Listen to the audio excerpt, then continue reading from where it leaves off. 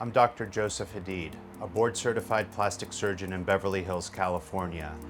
Today we are using the ELIXIR MD detox protocol on our patient before surgery who is scheduled to have a thigh lift. It utilizes blue light, and this serves several purposes. Number one, it helps to kill bacteria on the surface of the skin. It serves as a great adjunct to the surgical cleaning solutions to prep the skin just prior to surgery. The blue light specifically targets the porphyrins underneath the surface of the skin, releasing free radicals, which are cytotoxic to the bacteria, and specifically things like MRSA, Pseudomonas, and H. pylori. It also targets the sebaceous glands to reduce the amount of oil and other toxins that these glands produce.